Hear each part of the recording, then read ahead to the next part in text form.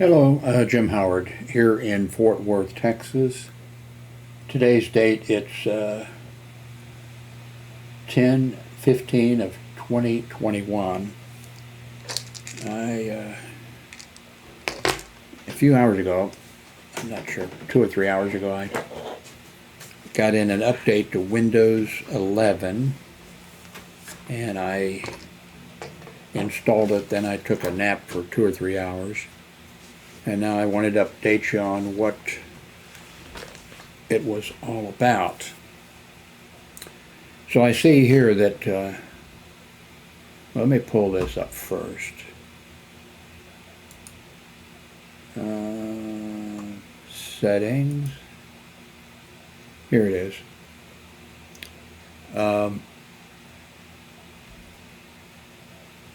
Let's see. So it's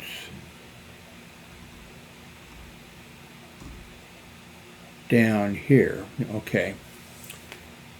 So the update that it's right here. Oops, you can't see. I'm sorry. I've got to figure out some way to. Okay, the update is this one here. KB 500-6674. Installed on 10/15 of 2021, and also for their Net Framework 3.5 and 4.8 was installed, and that's it. I did see Realtek being installed. Realtek Net 11.3 20.1001 and Intel Net 22.80. I can't tell what I wrote now for the as a one or what. Let's see if it shows up someplace here. Let's see. Not up here. Anyway. So let's see. Let's see if I click on this, learn more. So this here. Okay, that comes over here, so let me drag it over to here.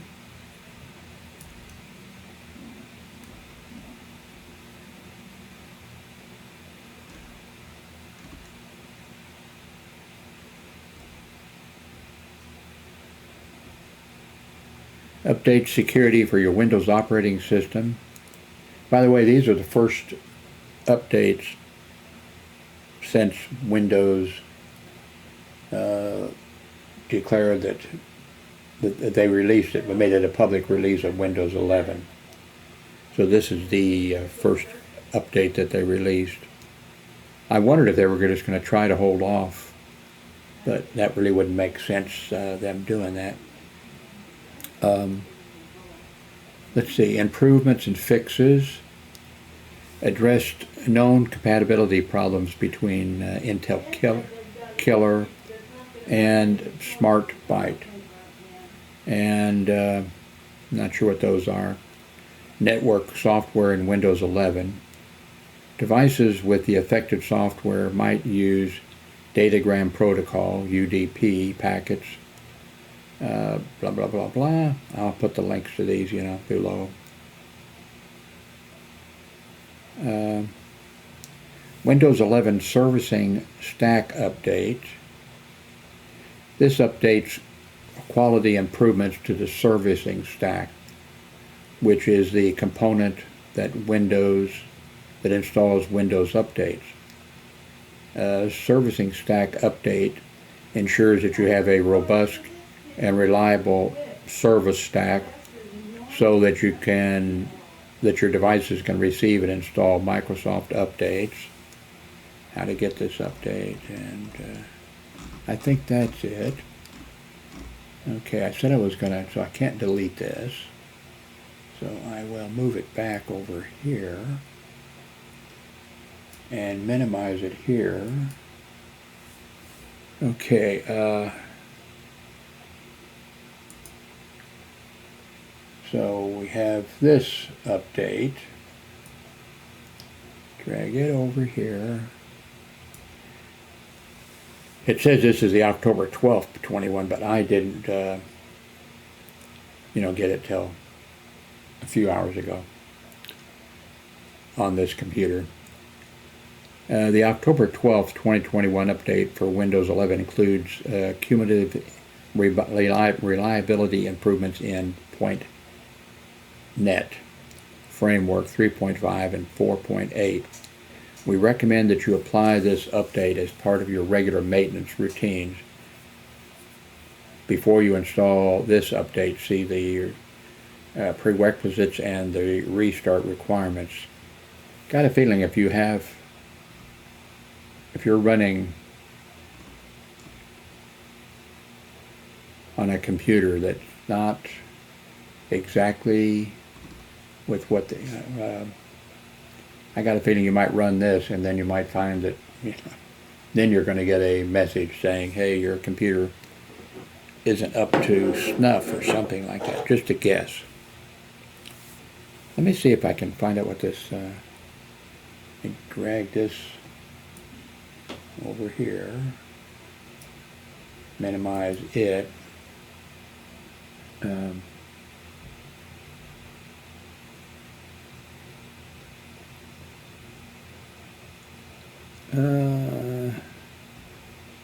Okay, for some reason I don't see the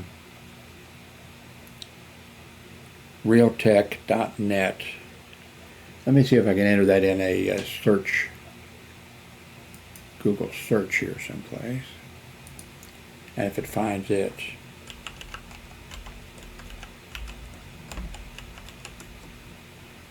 .3.20.1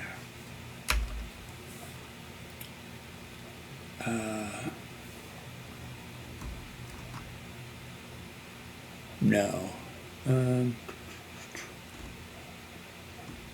So if you find out what it is or something, maybe put a link below.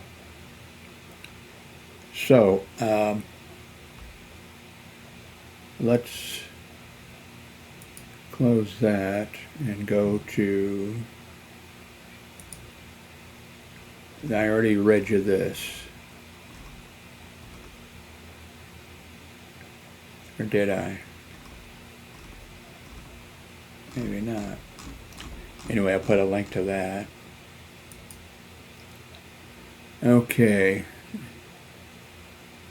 Here's the Microsoft Update Catalog. I guess I'll put a link to that underneath here, I'm not sure. Okay, maybe here we get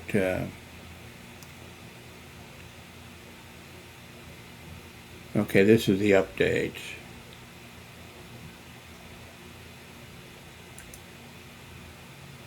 Microsoft released Windows 11 KB 56674, making it the first update for the new operating system since it's been released to the public channel.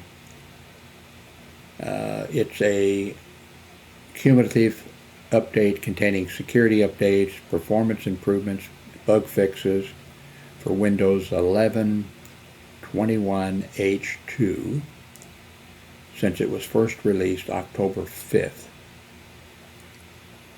Okay. What's new? The only fixes are Intel Killer and Dell SmartByte. I don't know what they do, so. Last week, Microsoft announced compatibility holes preventing Windows 11 upgrading on devices on devices with these applications installed. I wonder if the fact that it was a few days ago, I wonder if now if they've, I don't know,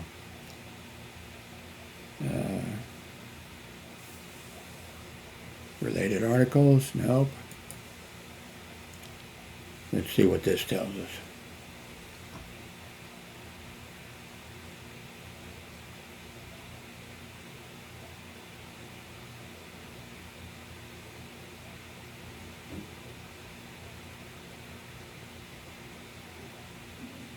Okay, it tells you about how to install those. It's kind of, I don't know. I think you ought to be set up for whichever one of the things you're following, you know, what you're doing, and not going over and just let them just let them roll Windows 11 out and the updates to you by being on their, let's see what they call it.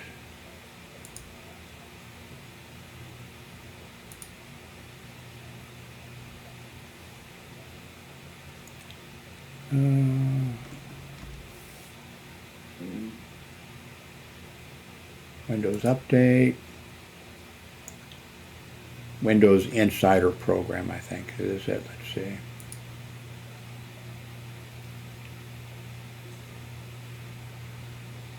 Okay, I'm on the latest build for my device. It says here, choose your insider setting. I'm on beta, I guess. Windows Insider account. It says here, stop getting preview bills. I guess I'm on the installed builder thing. I'm really afraid to click on one of these things. I don't want to get changed to something else. I don't want to be on the cutting edge, you know, install or anything. I want to be sort of on the safe, you know, the safe end.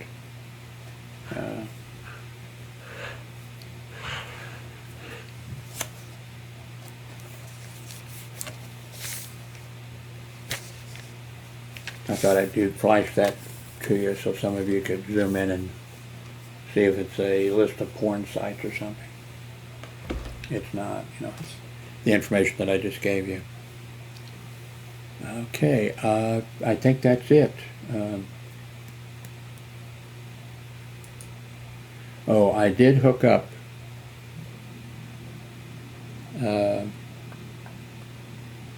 Logitech Brio camera, and then let me pull this.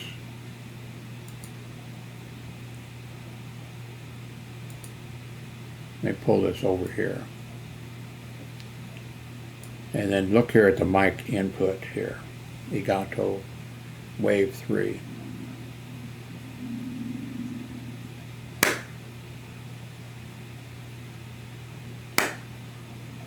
I think there's a small, but I don't think that's enough to, I think we're synced.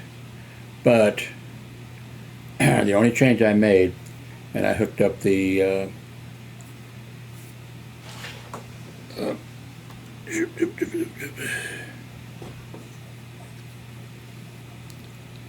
Elgato Burrito.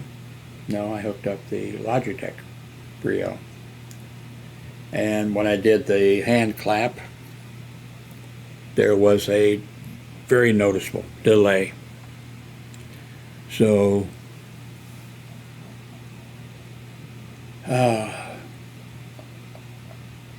I think I can leave it hooked up in case I want to make a video just with it for some reason. Perhaps I'd be, you know, showing something and I'd want to really, you know, I don't know. So I'm thinking I can leave it hooked up, but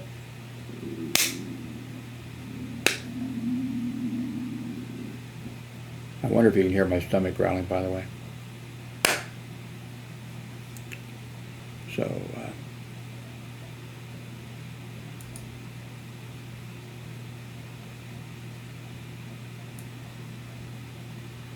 Let's check real fast the news.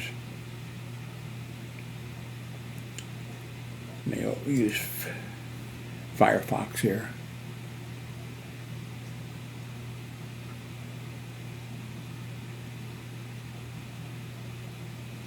Let's just do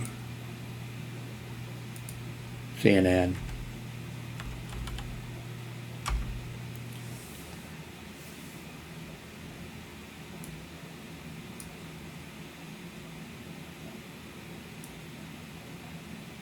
Okay.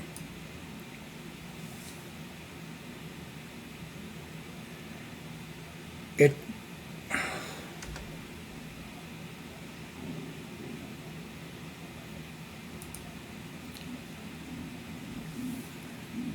my stomach is growling so loud and so hard. You may think there's an earthquake or something if you're. It upsets me not just about, well, of course, I don't like, Steve Bannon at all. I'm a liberal Democrat. I don't like any of the people like him. But it's not just him. It's when these things come up where the Congress of the United States is conducting an investigation, which that's what they're supposed to do. They vote on legislation, they bring up legislation, all that type of stuff, and they're supposed to have hearings and things. And whether it's Benghazi, the crazy Hillary thing that they investigated, I think they broke the budget. The Republicans did investigating. There was nothing wrong. Everybody knew. Well, not everybody. Everybody knew there wasn't anything. It was just an incident that happened.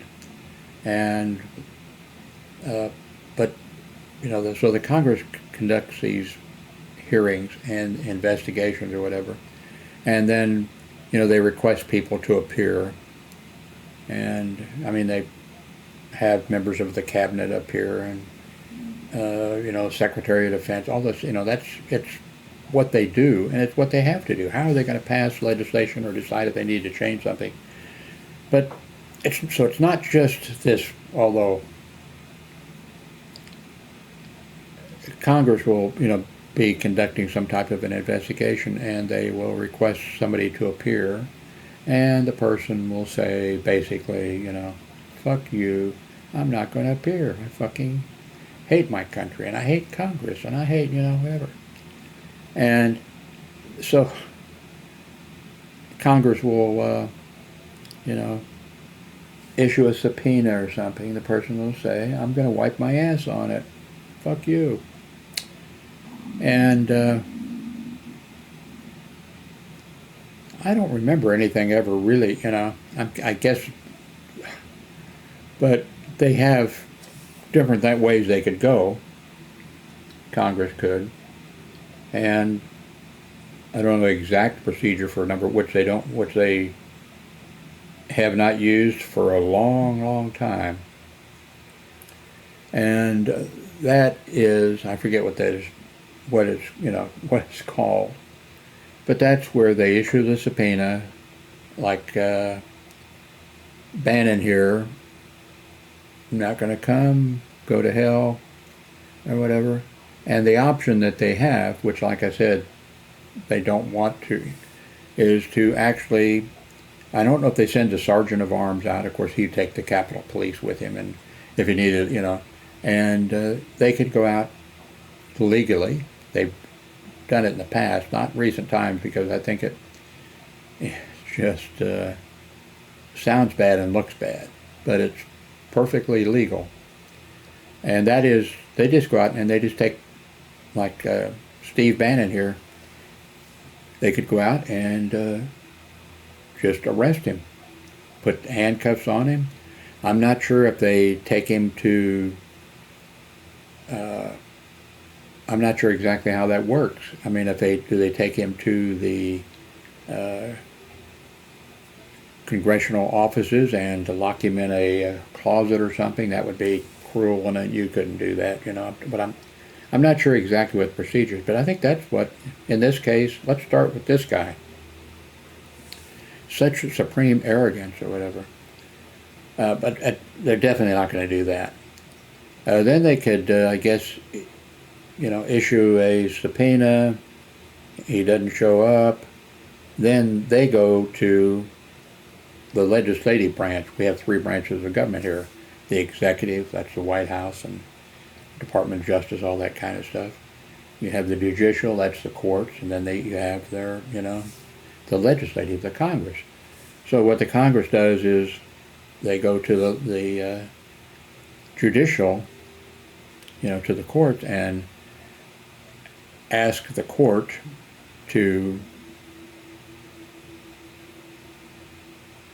I guess, issue an arrest warrant. I'm not sure exactly how, issue an arrest, whether they use the, or if they issue another, and then they put a warrant out for his arrest, and every law enforcement officer, every sheriff, every state highway patrol, every FBI, everybody, there's a warrant out for this person. If you have any contact with them, the judge, whoever, the court, whoever, is ordering you to take the person into custody. There's a few times, like, it was for a minor warrant, somebody who, I stopped somebody who, on more than one occasion, that, they didn't have money to feed their kids, and their license tag was expired on their car, or I forget what, some thing. And, I violated the rules. I said, hey, here's what you need to do. I'm not going to arrest, you got kids in the car, you got a dog in a car, whatever it is, and you may, if, I'm going to turn you loose. You can go down the road here, and another police officer, if they run your tag or whatever, they, put the handcuffs on you and maybe take you right to jail. But I said, what you need to do tomorrow is, get this taken care of. And, but I want to see this guy and the others like him that are just so arrogant and think that they are so special. And I just want to see the law apply to them like everybody else. So anyway, but we're going to go on. He's going to be ordered. They're going to probably go to, Congress will go to the judicial branch. The judicial branch will have a hearing, and there'll be a such and such, and he'll have to appear before, and it'll just,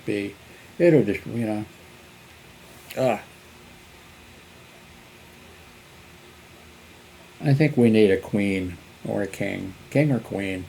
Maybe we work a deal with the UK to take us back,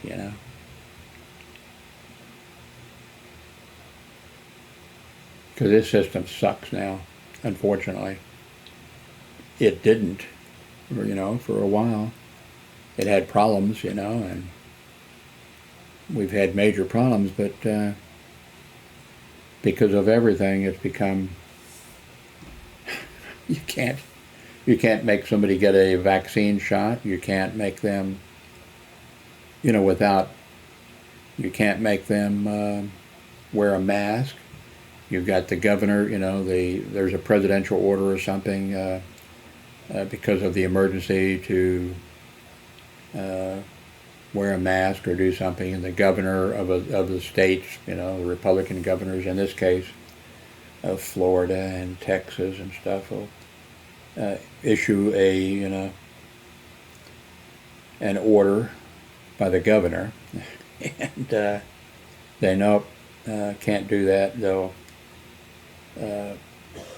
if a school says kids have to wear masks, the governor of Texas and Florida and a few other Republican states will say, no, kids don't have to wear masks. And if you make the kids wear a mask, I'm going to cut funding to your school. I'm going to cut. You won't get your pay. I mean, it's chaos. The Republicans are working in their states to change the system of voting, or not so much the system of voting as much as how the votes are counted and who's going to count them and who's going to oversee all of that. And they're going to change it where, or they want to change it where, if you have a Republican governor and a Republican, officials and state officials, and they don't like the results. Okay, well, we're going to disqualify all the votes from this Democratic city. Cities are usually Democratic, and the countryside is usually Republican. And it's just, now, I think it's, Congress in the past passed, and because of the southern states and Confederacy and Jim Crow laws, all this type of stuff, they passed, and they just recently rescinded it, did away with it. Not because there was anything wrong with it, but they basically had it work. It had said, you can't discriminate against black people and keep them from voting, because the South did all kinds of, poll tax. Okay, you want to vote? Okay, it's going to cost you such and such, Or, okay, well, we have this test. And, this is the state, you have to pass, you have to read this. And if you read it properly, and it's, yeah, it's in Greek, but that's the law, whatever. They didn't, I think, actually make them read Greek, but you get the idea. They just did anything they could, and it was like, fuck the rest of the United States, and, the Confederacy won. But the federal government so passed laws, okay, these are the, having to do with the Confederate States that were doing, this kind of stuff. And then eventually they just recently, Obama got elected and all this kind of stuff. And hey, okay, well, the last, whichever it was, 2 or 3 states or something, they went back, okay, there's no special law now that, spells out. And then, of course, the Republicans, okay, fine. Hey, now we can go back to the Jim Crow laws. And so what the federal government just needs to do is, I don't know how you draw them up, but these people, they're lawyers, so they'll find a way, just draw up a thing so that voting in the states, all of the states,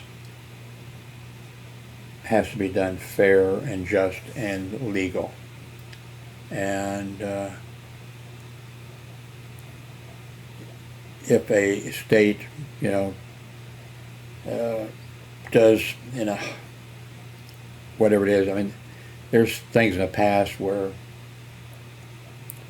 a state or something, or maybe it would be a locality in the state, would put notices out to the black areas that the voting day is such and such, and of course it would be the wrong day.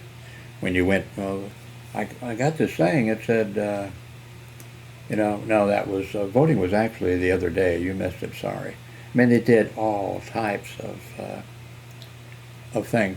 So what the federal government just needs to do is, of course, you have to pass it, but needs to draw up new for all 50 states, having nothing to do with the Civil War or anything else. Just draw up that every state, and you have to spell it out, I guess. So, the voting system has to be, fair, correct, and just. And you have to spell it out, though. Not difficult, really, but needs to be done. Anyway, God, man, I can't stand to look at this guy. I guess Trump, I don't know whether he made a speech or whatever. Of course, he's so mentally ill. and so stupid, unbelievably so.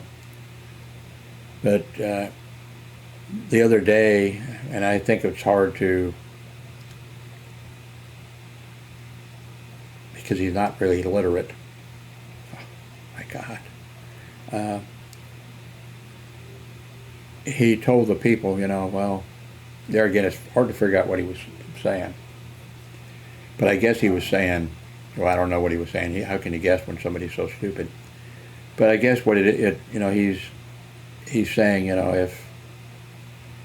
if they don't put me back in the White House, because I'm really the legitimate, if they don't do that right now, then Republicans should not vote in the next election and in the election after that. Now, if that doesn't prove, man, I need some Coke. My throat is. If that doesn't prove that he's mentally unbalanced, I'm a liberal Democrat, and I've always wanted everybody to, it used to be years ago that the radio and the television and stuff like that, everybody would say, okay, remember, election day is November 2nd or whatever it is, and be sure, whoever you're for, be sure and get out and vote. All Americans should vote, that type of thing. Now the Republicans are trying to do everything to keep people who they think are going to vote for Democrats, make sure they can't vote, and just the whole thing. But anyway, Trump has now made some type of a statement saying, well, you can't understand the first part because of the way he is incoherent. But it sounds like what he's saying is, okay, if they don't kiss my ass and give me everything that I want, then Republicans shouldn't vote in the next 2 elections. Okay, hey, Republicans, do what Donald Trump says. Don't vote in the next election. Don't vote in the presidential election 2 years after that. Donald Trump, your leader, your Fuhrer, your Jim Jones, Idi Amin. I mean, just, he's telling you don't vote. So that's okay. Listen to him. Oh, listen to Donald Trump. In this case,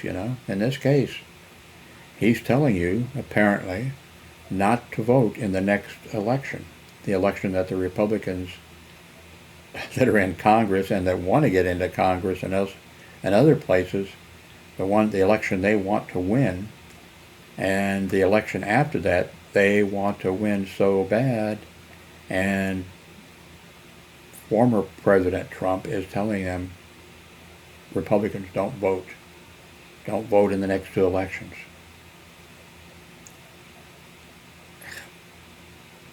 How is there not somebody with a net, going around? Anybody seen Donald Trump? Put a net over him. Let's see what else is here. This thing here that says Trump is sabotaging himself. That must be that story that was on the news.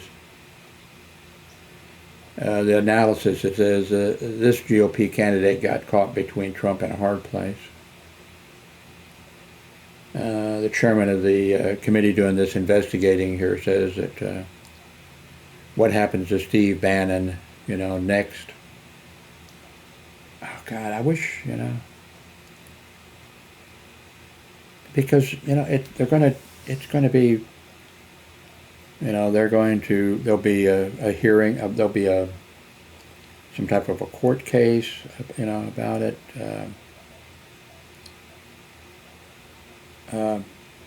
It's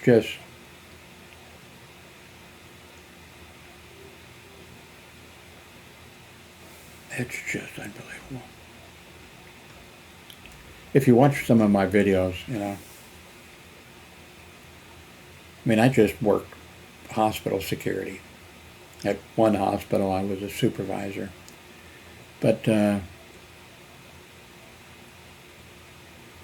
when something needed to be done, if it needed to be done, I got it done. I don't think at the first hospital I worked at, I don't think that the hospital administrator was fired because of me. But he sure didn't help himself, because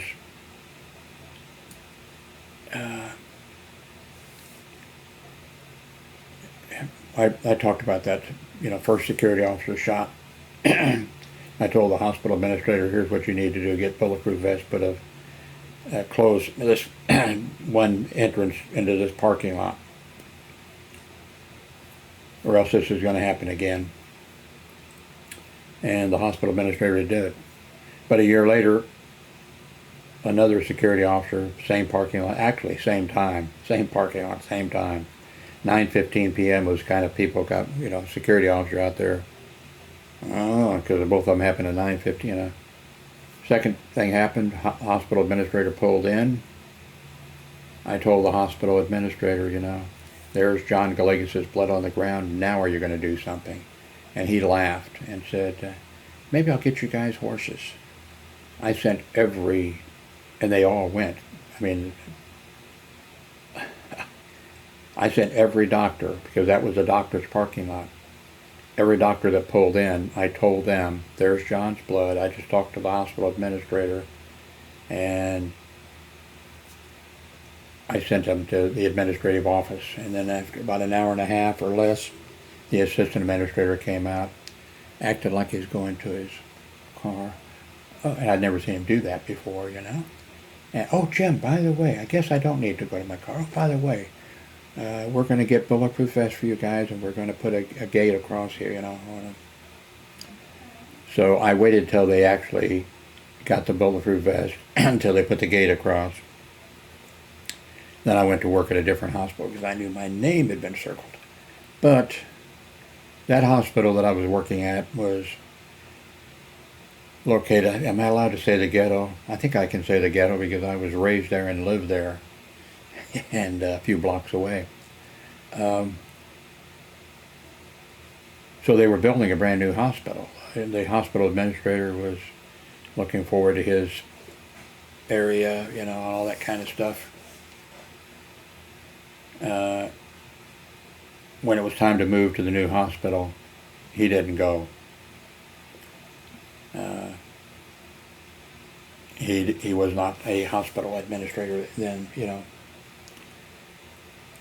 But I did see years later, I was in a doctor's office, and they have those magazines, and we're talking years and years later, and I'm flipping through, and oops, there was that hospital administrator was in Chicago or someplace for a big corporation, and he was, they have the corporate presidents and all those kind of, and then I'm sure he's making good money, and he's down, way down there, but I forget what his title was. So it's not like he went and shot himself or something. The next hospital I went to work, at, I didn't know until Trump came around. I liked the hospital director of security, actually, but he drove me crazy, so crazy that after a while, it was all set up, it was like 5.5 years later, I'd been dealing with this guy, but I didn't know until the books and things came out about President Trump, and they described these different psychiatrists and people. Could put a name on what was wrong with Donald Trump, President, Donald Trump. And then I was like, oh my God, that was the director of security. That was him. I couldn't understand why he was smart, although he was smart. The director of security was smart. And that's why I couldn't understand. I had to deal with him, and I went through the grievance procedure against him 4 times. I won every time. he was racist, and but I did like him. And I felt sorry for him in a way, but then now I realize, okay, but I should have bailed out of there before, but I got where I couldn't stand to hear his voice on the radio. And I couldn't stand but I got the most fantastic merit reviews you have anybody, he wrote them, of me. But so finally, just within the last few years, more than that, because Trump was president for 4 years, then I was like, wow. But I did my 4th grievance at that hospital, and it was when I did my 4th grievance, it's been decided that I was going to go the director of security had agreed.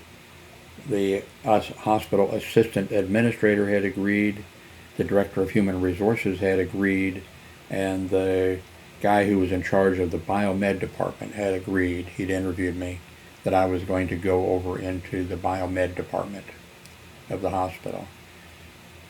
That was it would have been my dream. And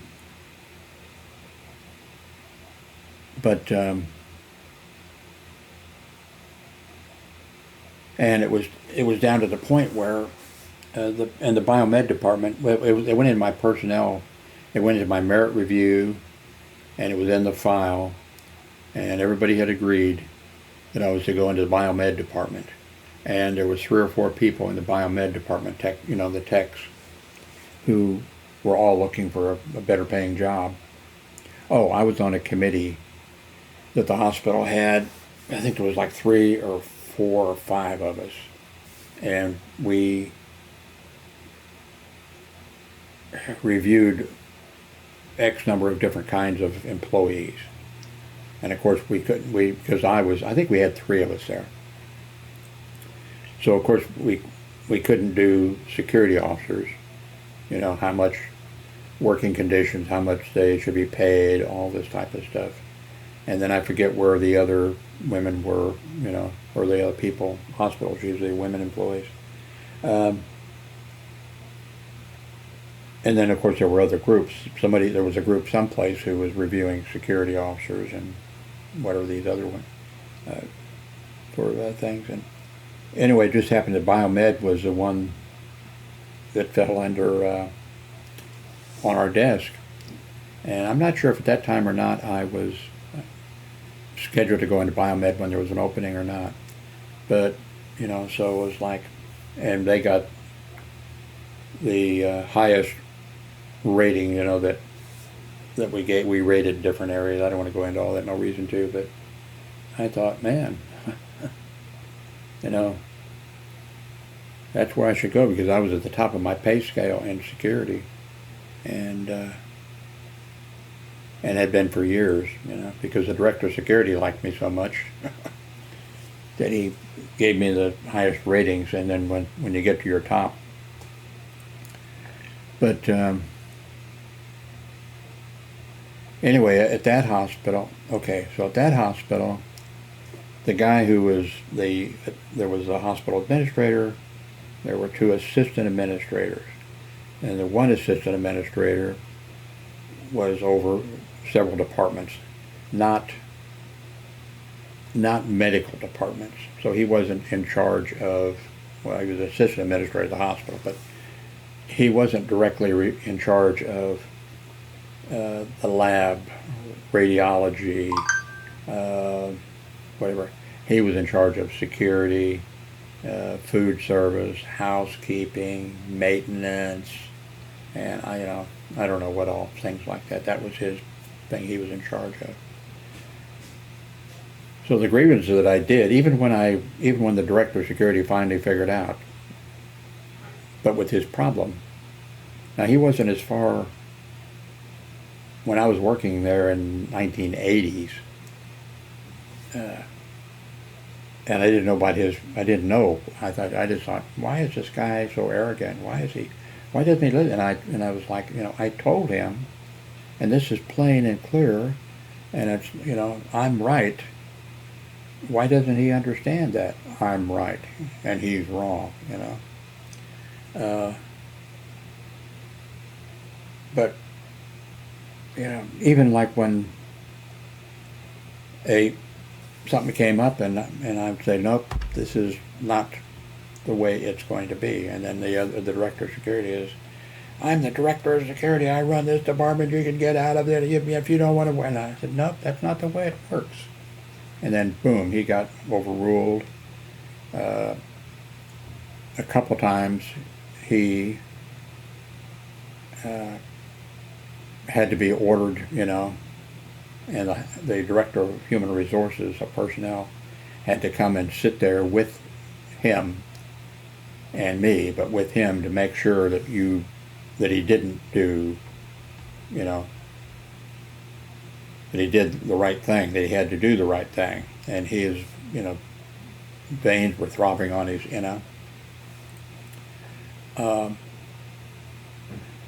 So the last, like, of course, the last grievance that I did at that hospital and I liked the assistant administrator of the hospital, but he was buddies with the director of security. They lived in Overland Park, Kansas,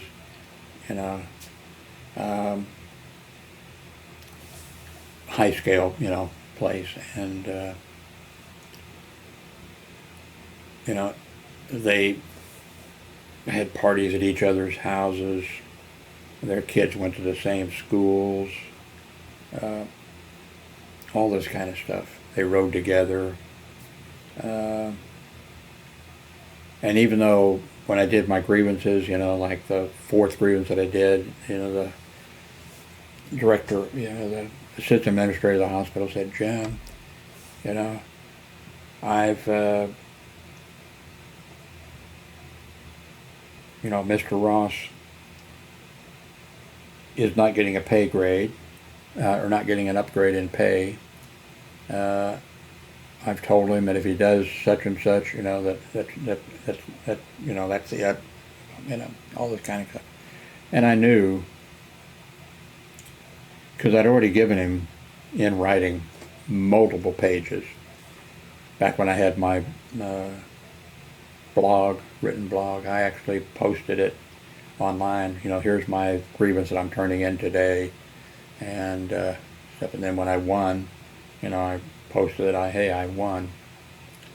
But I knew that because Mr. Ross, the director of security, just no matter what, he'd been director of security, I worked part-time contract security during many of the years that I was working full-time hospital security.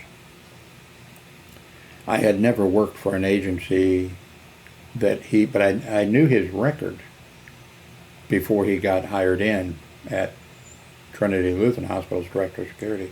He was for, like, I forget the companies, Burns, Pinkerton, whatever. He would be hired in because he was a ex-military man, an officer, and everything would look good, and he was articulate and all this kind of stuff. And I didn't know who he was at that time, but I just knew that there's this guy who, is just running such and such a company, but he's doing stuff that's not, and then I'd find out he was fired right away. These contract guard companies, it didn't take them long because, like, they had, the corporation headquarters or whatever, would be, what's going on with this guy that's running the office in Kansas City, Missouri? Fire his ass, because of the, but anyway, when he got hired into the hospital, that's when I started to say, wait, this is the guy who used to be, I forget the name of the company, security company, that, and then another, and that's the guy. And then I figured out, well, wow, it didn't take them long before they got rid of him, but here he hires in, and makes it. But anyway, when I did the fourth grievance, well, after I did the fourth grievance, something came, or well, maybe it was because of the fourth agreement. No, I think it was after that. So, and I forget what Mr. Ross did. And so the administrator of the hospital ordered the human resources director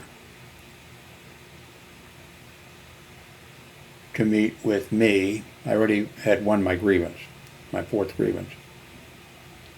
Ordered, the administrator of the hospital, ordered the assistant administrator of the hospital, his number two man.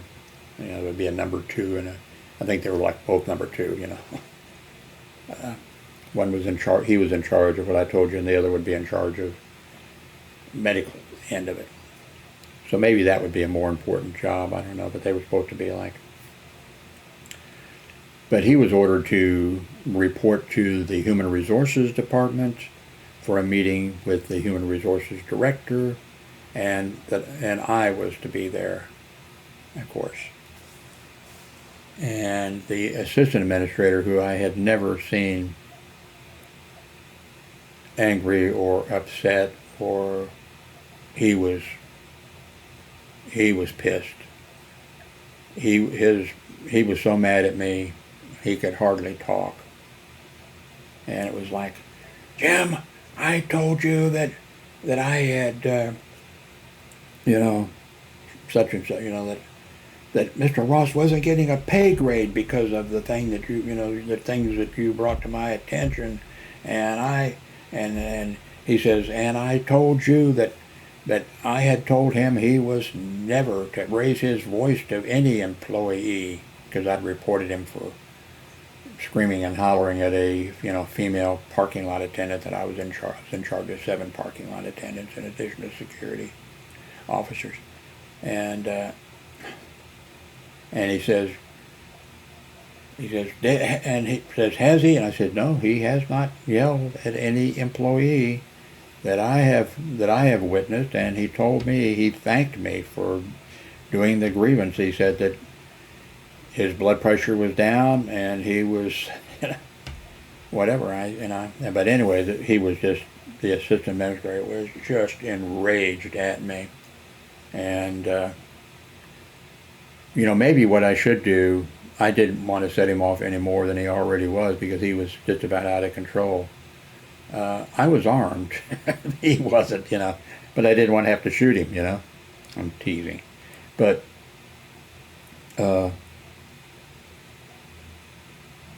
so and Mr. Ross, what was the incident?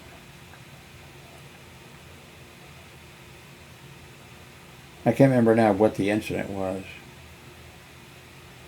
Anyway, right after that, there was an incident, and Mr. Ross went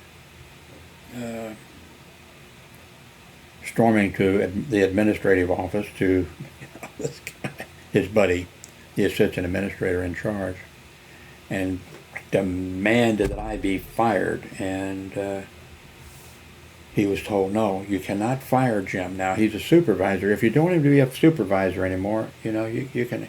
And of course, I was refusing to wear my, my sergeant's insignia and everything, but I was still doing my job. But I told Mr. Ross, I don't want to be, and Mr. Ross says, I need you, this is crazy, I need you, And he actually did need me. I don't think he realized how much actually, But because he was excellent at paperwork and at the administrative stuff, at that. But he actually couldn't deal with the little stuff. He couldn't deal with the little stuff, dealing with the people. I mentioned that in recently, I think, a video where he said, Jim, this parking lot attendant, he said, I'm calling him in. I'm going to have to discipline him because, and I forget what, you know. And it wasn't one of the day shift parking lots. It was a second shift. They had two on the second shift. I didn't really know the guy. But anyway, of course, I wanted out of it. I said, Mr. Ross, go ahead. No, stay. I want to show you how to handle it. So it was a big black guy, by the way. You know, Mr. Ross, of course, was white. And so anyway, I'm in the office, not wanting to be there, but, you know, he calls him in, and Mr. Ross says, you know, I forget what I can't remember now but it was like Mr. Ross was, I'm telling you that I don't want this, and I want this, and this guy says, Mr. Ross, take your finger out of my face. And Mr. Ross, you know, and then Mr. Ross again is like, you know, he says, I told you to take your finger out of my face. So anyway, it was just, you know, and then the guy leaves, you know, and Mr. Ross says, see, Jim, now that's how you handle somebody. And I said, he doesn't even know that he's been disciplined. And he didn't. The guy didn't, I'm sure. I told you about Mr. Ross. The hospital was on fire. I mean, it was on fire. I'm walking. Well, Mr. Ross was in his office on the 6th floor, and he got a phone call from the gift shop lady. Actually, she was in charge of the volunteers, which is a pretty important position at a hospital, by the way, because all those volunteers are free, you know, they're free. They're little, you know, gray-haired ladies or blue-haired ladies, and they volunteer their time and whatever, and that helps the hospitals a lot. And so this lady was in charge of them. She was, of course, she was paid and everything, of course, and she was like a department head. And she was in charge also of the gift shop. So she was in the gift shop, and she smelled or saw some smoke or something. So she calls Mr. Ross. She called security, and he was in his office. Instead of dialing the operator, in which case the operator would have, you know, security, I've got a call, you know, whatever, you know, smoke or something, you know. And Mr. Ross, of course, when the phone rang in his office on the 6th floor, if he'd have been a normal director of security or whatever, he knew that he had 7 or 8 that I was in charge of 7 or 8 parking lot attendants, and there were 3 of us, 3 security officers or whatever.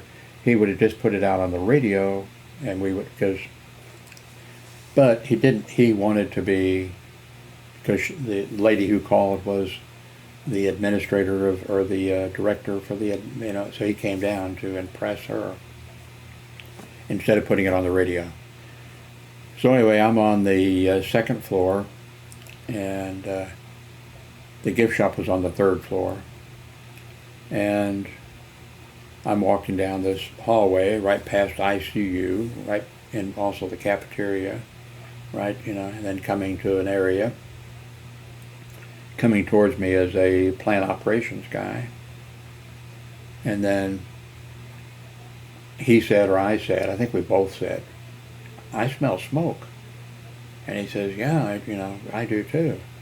And I reached over and unlocked one door, and it was like a storage area, and that was okay. He unlocked his other door, and the smoke and fire came out. I took the radio right away and called, you know, emergency Dr. Red, telephone equipment room, 2nd floor. Emergency Dr. Red, telephone equipment, 2nd floor. And then I pulled the fire alarm thing, because that sounds, the alarm will show up on the switchboard also where the thing is coming from. And also it shuts down all of the hospital air handling units so that the fumes and stuff, smoke doesn't get carried into other areas of the hospital. And the plant operation, both of us couldn't, you know, he opens up the door, he grabs a fire extinguisher, and he's trying to fight the fire. I couldn't do much because he had the only fire extinguisher that was right there, although I knew where all the other fire extinguishers were, of course. But he's fighting the fire. And so I knew how long it took for fire equipment, and I knew what fire equipment would responded to the hospital, and I knew where they came, where they parked when they pulled up at the hospital and everything. So after the 2.5 minutes or whatever it was, I got on the radio and I said, does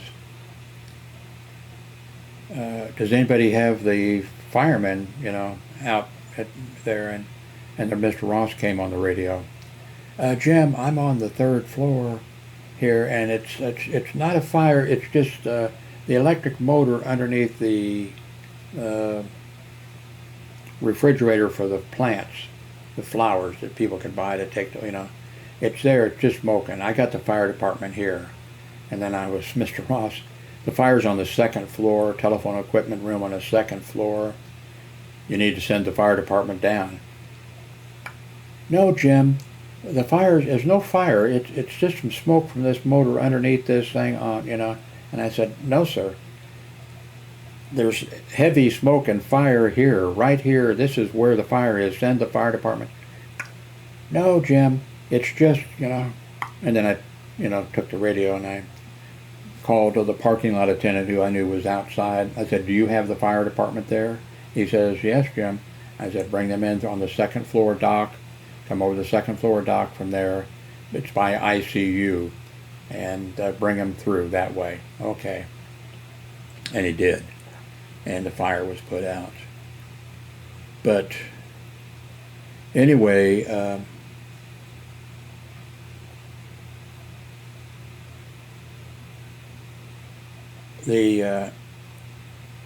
so anyway, I'd done a grievance, not about that.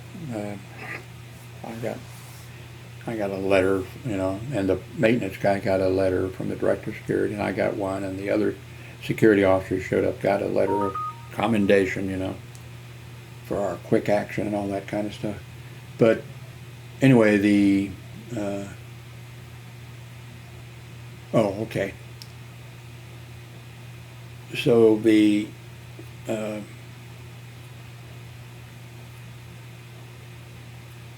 director of security, not because of that, but it was our departmental meeting, by the way, and I forget what Mr. Ross had done. I can't remember what it. Anyway, I had done a grievance because I've been logging on my activity sheet. I was a day shift supervisor, and I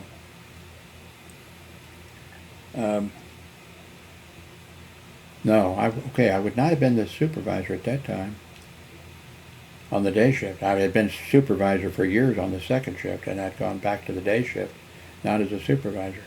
But I've been complaining that I was having to relieve 7 parking lot attendants and do other stuff. And there was one other security officer who worked with me. And then there was the supervisor. That's right. Anyway, no, that's not right. I was a supervisor when this thing came up.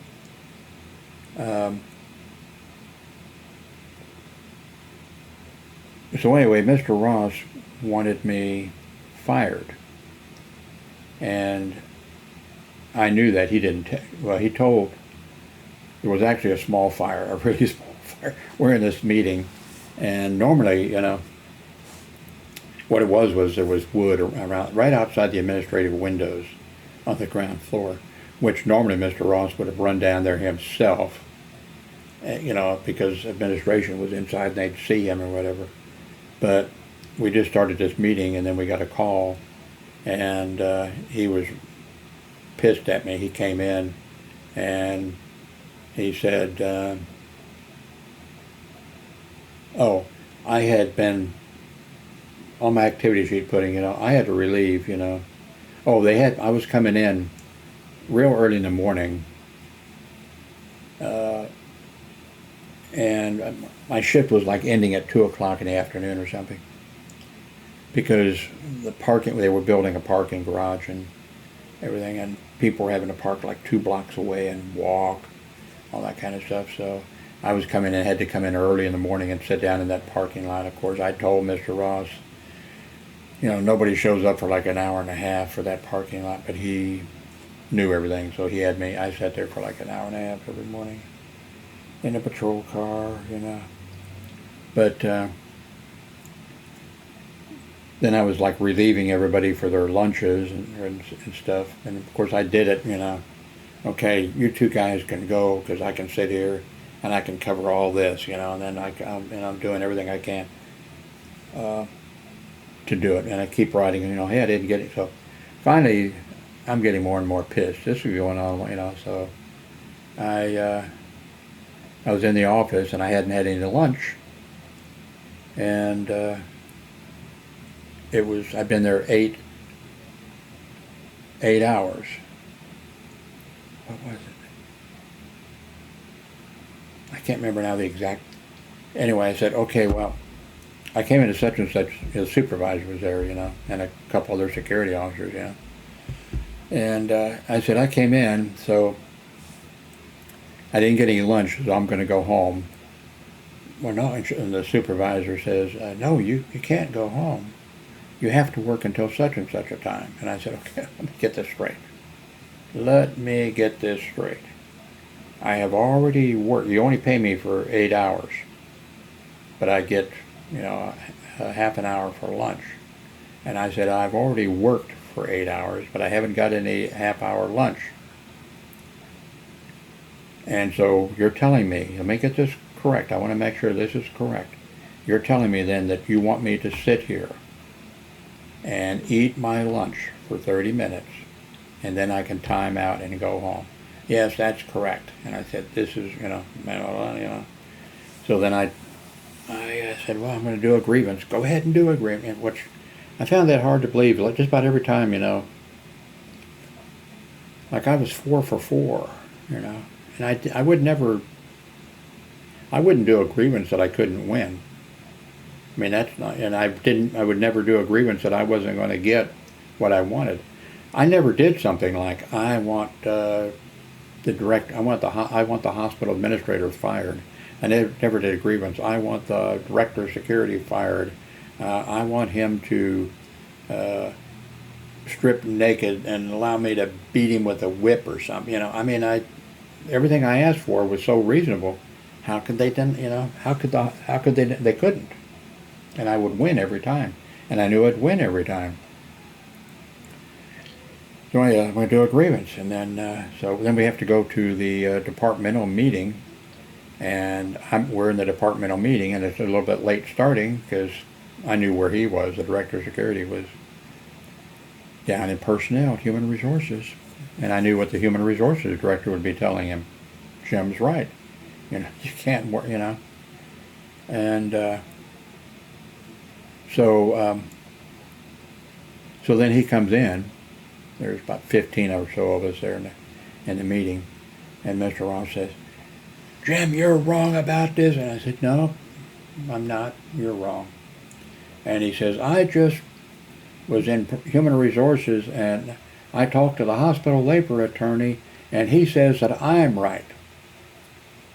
And I said, Mr. Ross, you did not talk to the hospital's labor attorney, because there isn't any labor attorney, even the ones who are hired by businesses, to do their bidding and whatever.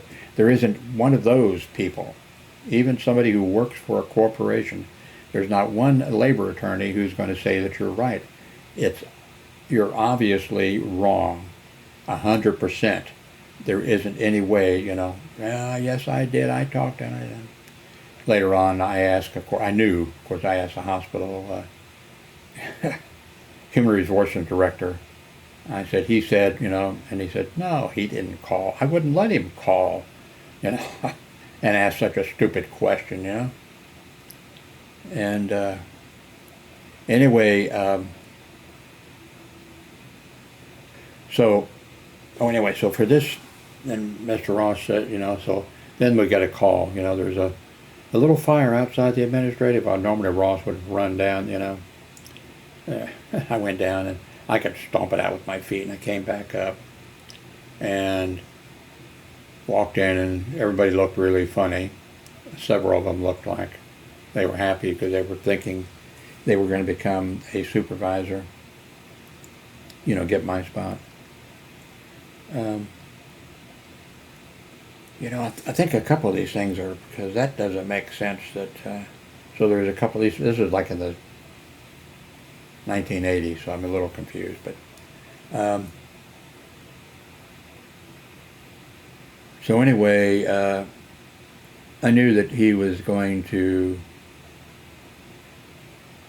try to fire me, and I figured he probably would, because the way he would have operated was, so I knew it was a Friday. And I knew Monday morning he would, so I had my paperwork done so that I could go over. I made a mistake. I went over to the federal when he fired me. He was not supposed to fire me, by the way.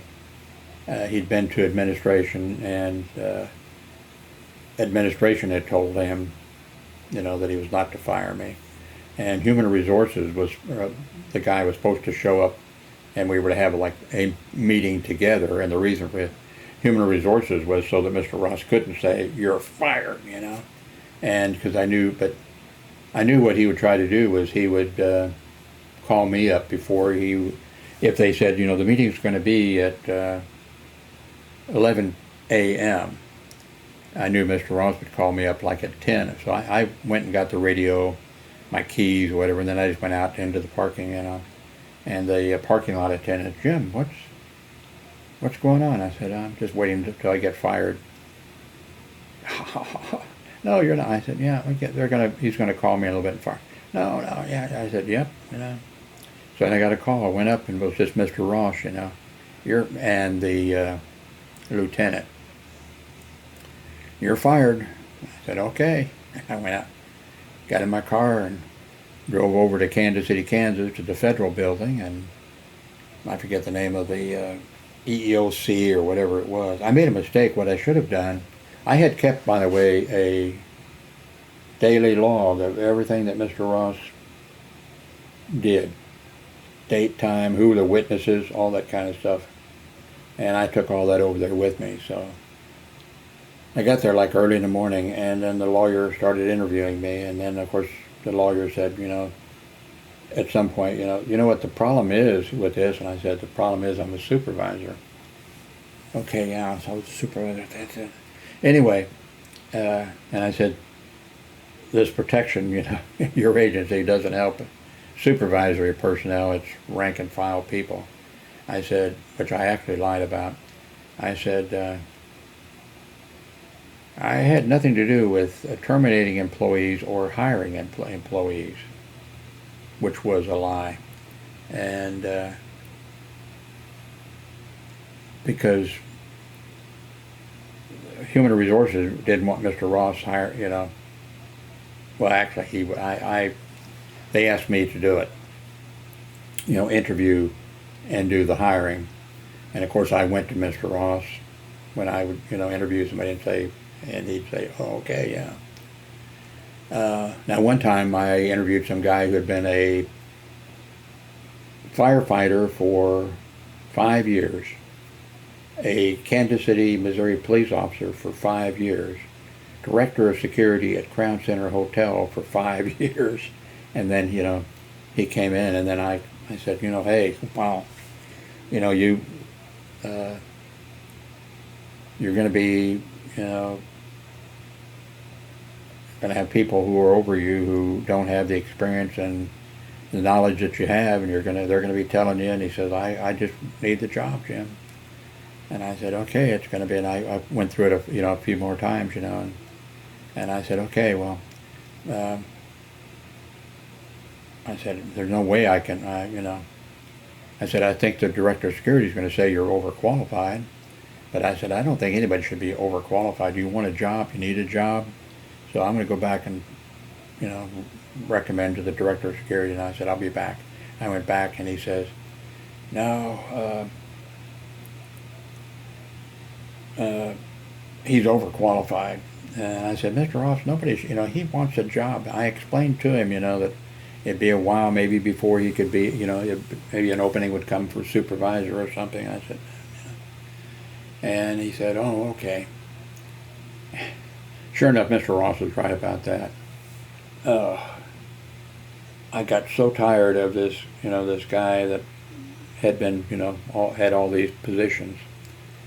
Well, the way I would handle that, oh, okay, I mean, we didn't argue or anything. It was like, oh, okay, I got so tired of hearing that. And I thought, Mr. Ross was right about that. But anyway, personnel asked me to do, because Mr. Ross, he just did everything, Like he'd interview a woman and he'd say, do you have any children? Yeah, I have, 3 children. Okay, well, who's going to take care of the children if they get sick? Or who's going to, when they need to go to school or something like that, who's going to do that? And I forget, which, you could do that. If he asked that, when he asked a man, if he would ask a man too, the same question. Do you have kids? If the kids get sick, are you going to be, but he didn't, Mr. Ross was just, he was smart, and so anyway, the personnel, made it clear that I was to do the, but I always went to him, when I interviewed somebody, and then I went to him and said, if the person was going to be hired, or if I wanted him hired, So anyway, what I should have done when I got fired, I went to the wrong place. I should have gone over to the equal opportunity. That was the one that took care of mainly racial discrimination and that type of stuff. Federal agency, I forget exactly what their thing, it was set up, and because I'd written down in my diary things that he had said, about gypsies, blacks, and all that kind of, I'd put down all that kind of stuff in there. I had it all. If I had gone over to human, or over whatever agency that was, it'd have been funny, I think. I'd have gone over there, look at me, hey.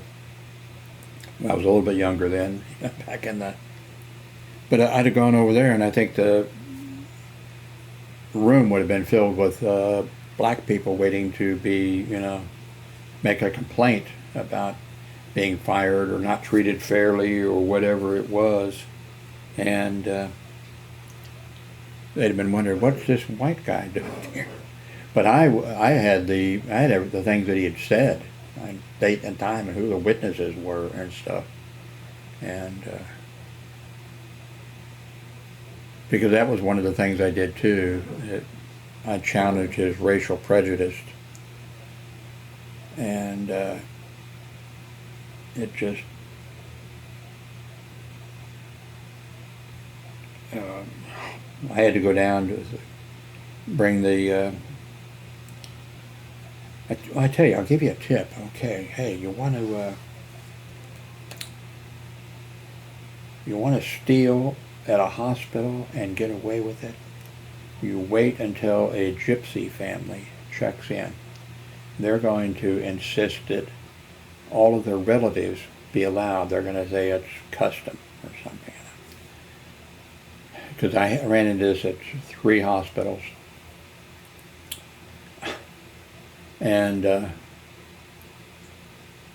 so at this hospital that I'm talking about, a gypsy family had, checked in.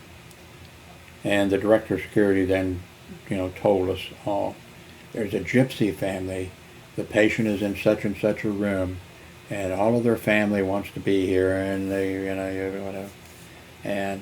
But I've told everybody and told them to call security, and I told them the gift shop was about the size of my room here. It was small. Managed or run by, the volunteer old ladies. And so the director of security told, there are gypsies, told these old ladies, there are gypsies here. So they'll be coming to steal everything they can get their hands on. When one of them comes in, you call security. So I don't remember getting a call. I probably did. I don't remember getting a call to the gift shop, for that. But I got a call, the cafeteria called. There's a gypsy down here. He's taking stuff. I forget how much information I was given.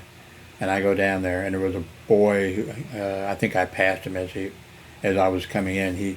He had, I don't know, a few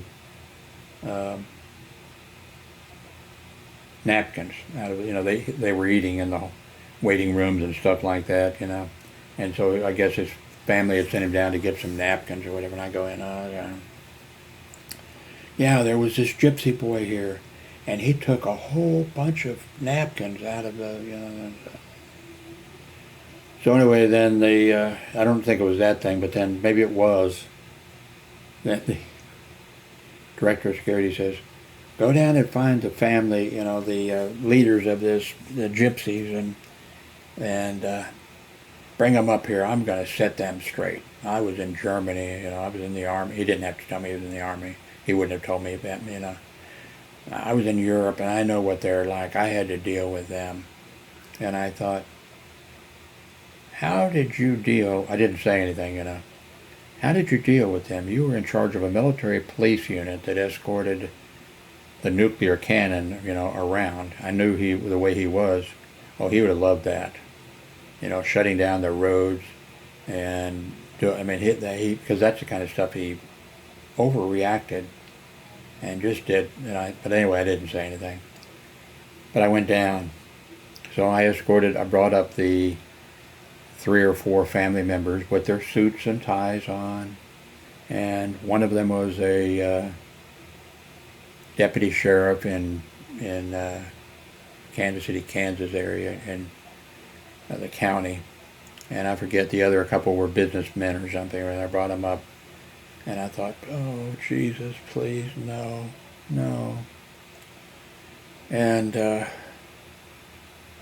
I'm not sure, am I supposed to not say gypsy anymore? Is it supposed to be travelers? Anyway. So I brought him up, and then Mr. Ross, I know how you gypsies are. I was in the military in Germany, and, and I thought, oh, please, could lightning strike me? Please, somebody call for security stat or something. That's what I should have done. I should have gone out and told somebody, wait 10 minutes. Well, it didn't go, But anyway, I should have gone to the equal opportunity employment people or whatever. Anyway, I would have been the only white person there, I think. And everybody else would have been looking at me like, did you come to the wrong place? But I could see where there was a lot of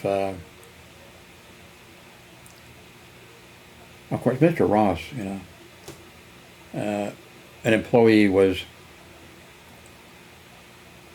a security employee, a parking lot attendant.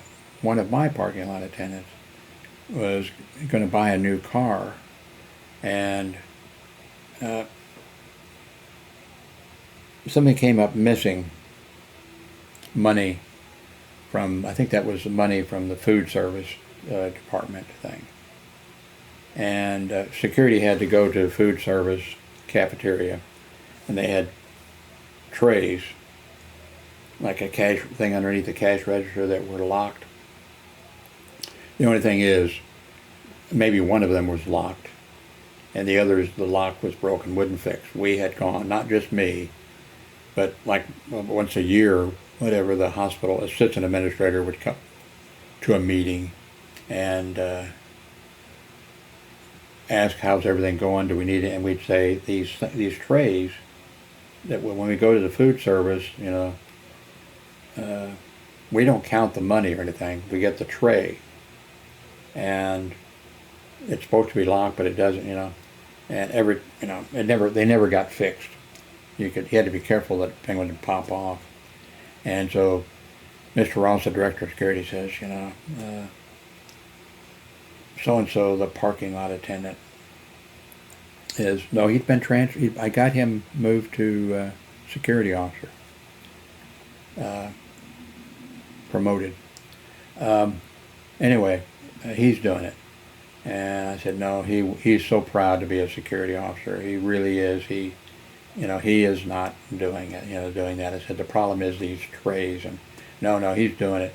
You know how they like to have those fluffy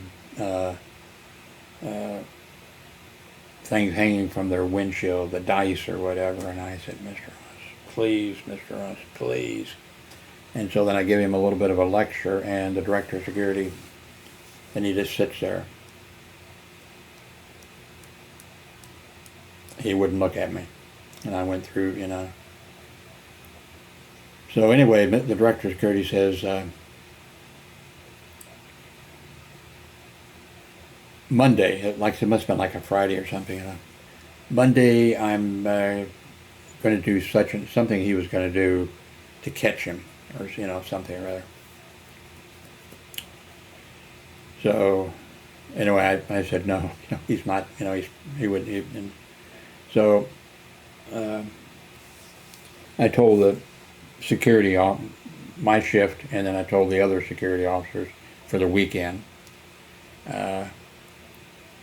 I told all the security officers, okay, when you go to the cafeteria and they give you, instead of one of you going, two of you to go on the call. When you get the tray, you take it to the security office. If that's one, which most of them were, you can take the lid off. You take the lid off, and then you look at what the food service employee has written, how much money is in the thing. Added up however they did it and put it in. And then you count the money, and you see, and then you make a report. And so it turned out, I don't know whether the food service people were deliberately stealing some. I think it maybe one person was, but not the whole amount or anything. It was like, hey, maybe the person didn't have money for, maybe took $5, or I forget what the numbers were. Maybe took $2 or something, something to get something to eat, And the rest of them were probably, they weren't good at counting, you know what I mean? So when the director of security came in, Mr. Ross, here's the problem. The problem is the food service people are not, correctly, that's not the correct amount of money. And we counted it, and here's the report, and here's the information. He wasn't happy because he told me no, because I said, we'll take care of it, and he said, no, don't do anything. I'm going to get, so he wasn't happy about that.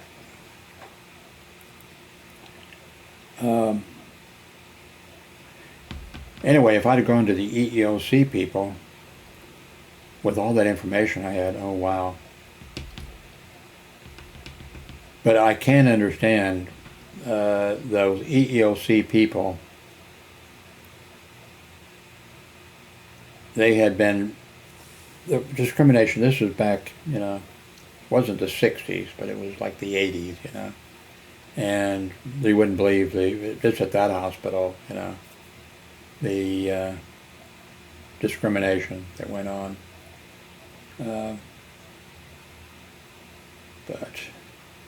So anyway, I went to the federal people, filled out the thing, and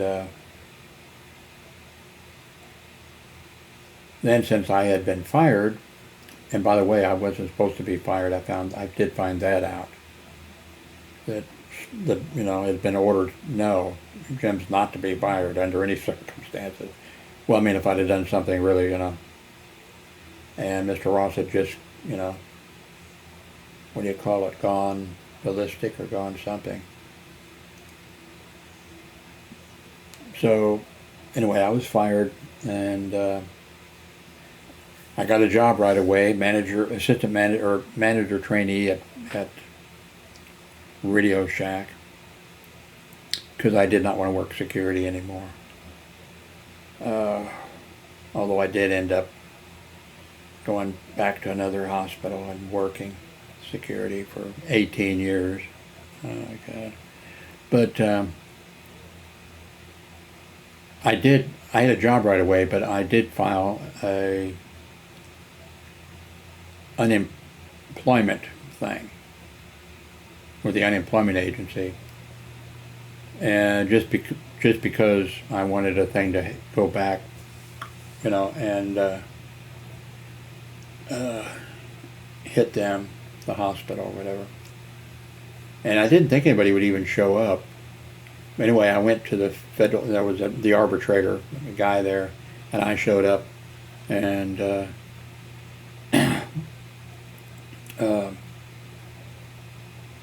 you know, we look at our watches, and he says, "Is anybody coming from the hospital?" You know, I said, "I don't think they will," and everything. He says, "Well, okay, and we'll begin." And then there came the assistant, or there came the director of human resources, and he was great all the time. You know, not just because he was on my side on all four, but he. And actually, there's some things I've never actually told anybody because you wouldn't believe it. Because I didn't hardly believe it. But like when things were really bad at some point back then, the director of human resources, a great guy by the way, he says, "Jim, just hang in here, just hang in here. They're going to fire Mr. Ross," you know, meaning the administration. And I never told anybody until now, because you wouldn't, if you know how things work, you'd say, no, Jim's lying about that, because no human resources director is going to, you know. And there were some other things, like when I did a grievance, you know, one of the grievances I did is, you know, Mr. Ross is, it was many pages, you know, Mr. Ross is the director of, you know, security and safety. What is he doing out plowing snow? Does he not have administrative duties to do? Doesn't he need to be in his office doing his work? He has no business being in a. And then of course on that there was more to it than that, because of, you know, and then the first step was of course to go to the director of security, and then the next step you go to the human resources, you know, guy. And when I went to the director of human resources, when I went to him for the next step of my grievance, he says, "Jim, Mr. Ross has agreed to every one of the things that you've asked for, and also from now on you will be solely in charge of the snow." We did snow removal. "You'll be totally in charge of snow removal, when to do it, how many people to call in, everything. That will be your thing, you know, in addition to my other duties, you know." And I said, "Well, okay," and so there was a, you know, check to approve the thing, and I said, "Not approved," you know. And then the "Jim, you checked the wrong box here. This is that you don't approve of this, and it's going to go to administration then or whatever." And I said, "No, that's what I want." He said, Mr. Ross gave you everything you wanted." And I said, "I'm tired. I am tired of going through this stuff with him. And the only thing I was asking was, I want the opportunity to talk to the assistant administrator of the hospital about the problems in the security department." Which I didn't need, you know, I could have walked over to you know, and gone in and said, "Mr. Whatever his name was, I'd like to talk to you." I could have gone even down which I never did.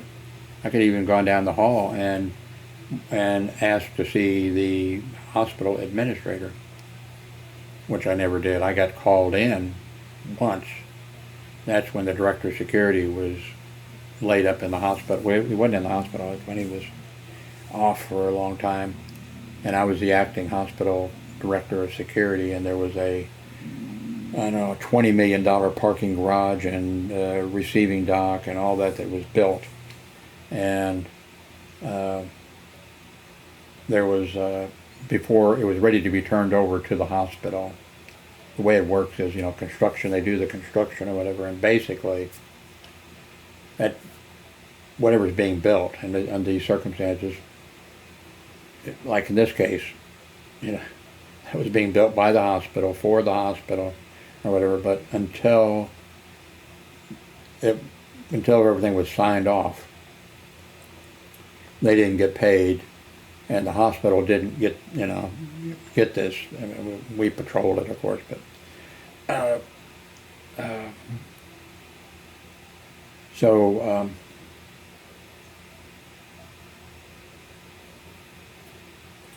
lost track of where I was. Anyway, I said the only time I got called into the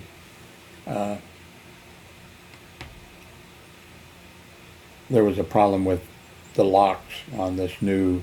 They had gigantic doors that that you had put a key in, turn the key, and then the door would doors would open up. It was a receiving dock, a storage area for stuff, and parking, and I forget what all. I forget how many millions of dollars it cost. But there was a problem with also at the hospital. The director of security, the lieutenant, and myself were the only three people who could. There was a big, fancy, top-notch, the #1 locksmith in Kansas City, and we had a contract where we dealt with them. And the three of us were the only ones who could have keys made. And they had it fancy. Of course, that was Mr. Ross's stuff, We paid a lot. But anyway, this construction that were done, they had these locks that were made in Sweden or something. And this #1 locksmithing company that sold locks and did all, they couldn't get what they needed. They couldn't make the keys for us, and the keys were there weren't enough of them. They weren't being turned. The construction guys, I guess, maybe put them in their pocket and take it home, or I don't know what all. But anyway, I had to try to straighten that out. That's the only time I ever went into the administrator. He got the construction people on the phone, and I talked to them. Now, the hospital administrator used to be a truck driver and a union member. That was unusual. I would have liked to have known, but he was kind of aloof. The assistant administrator, the guy that I've talked about, Mr. Ross's friend,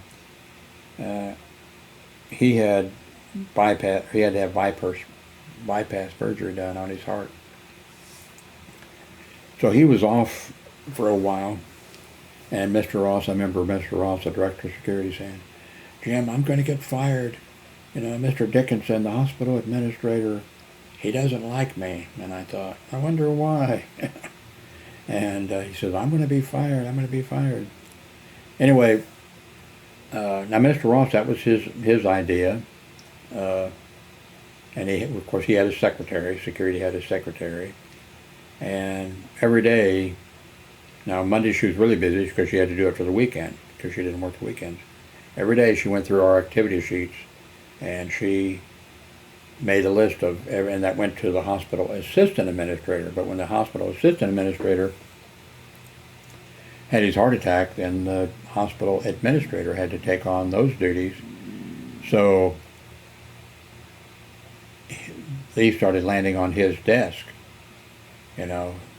Security found a door in pulmonary services unlocked.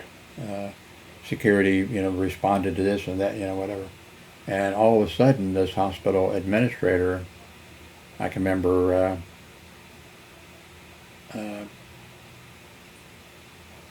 he was, he had a meeting he had to stay late with for a meeting of hospital donors or trustees or whatever, those kind of things.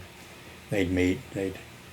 Security had to lock up after they'd left or whatever, and they'd had steak, lobster, wine, all kinds of stuff, But anyway, I can remember he was coming out like at 9 o'clock at night or something, and he came out and he said, Jim, how's everything going? I didn't even know I had a name tag on, but everything's fine. And he said, okay, well, take care of the place for us, or none of us will have a job. And I said, I'll do that. Don't worry. And he, he left. But then, then the hospital assisted him in it. But anyway, he learned that what we did, he had no idea what we did a lot of the time. And that was sort of a good thing. But the director of security thought he was going to be fired. And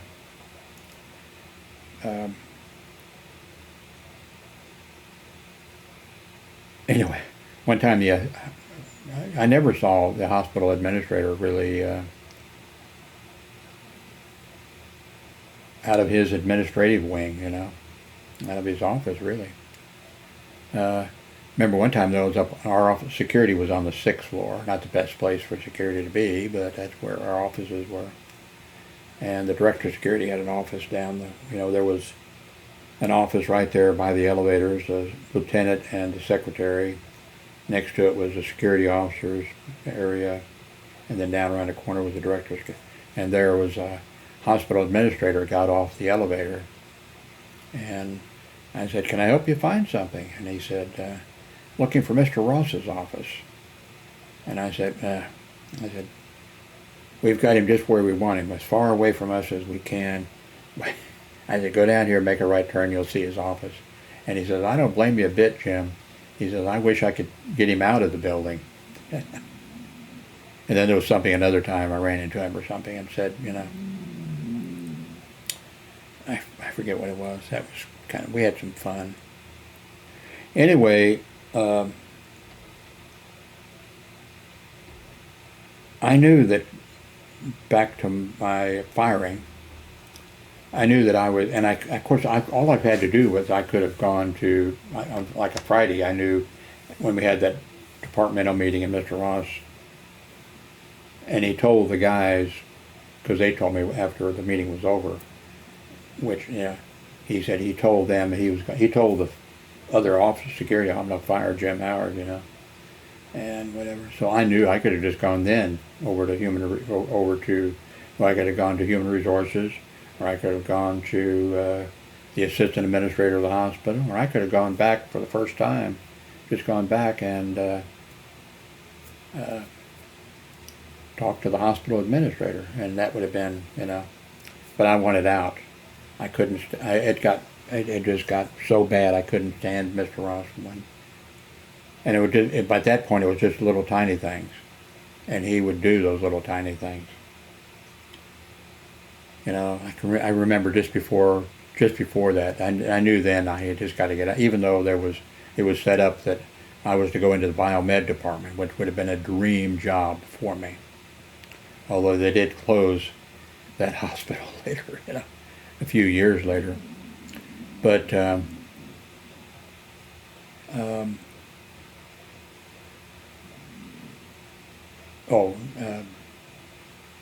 it was a beautiful day. Sun shining, couldn't ask for a better day. Sun shining, no rain, no snow, nothing. And I heard, and I couldn't remember. Now there's the lieutenant, I don't remember him being there that day, but he should have been. Maybe the lieutenant. Of course, the secretary for security, she didn't have anything. Me, one or two security officers, I think one at that time. And I think the parking garage was already done, so they cut me back from 7 parking lot attendants to 2. Well, they wouldn't have been involved either. Anyway, anyway, believe me, you're not going to believe this, but I mean, it was a beautiful day. And Mr. Ross gets on the radio. Attention all units. Actually, I think I was thinking, I'm the only one, but I think there might have been another. I don't think the lieutenant was there. Maybe that's when he had his heart attack. Anyway, attention all units. There's a snowstorm that's going to be heading in this way, and no one's to call in all the security officers for, he meant for the shift. And I forget. I thought, oh my God, attention all units. Nobody and all they had to do was call me.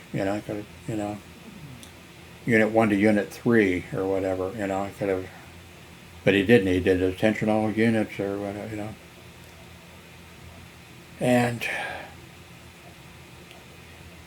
so we had a female security officer who was really a hard worker, and she was bad at doing report. I gave up trying to get her. She just could not.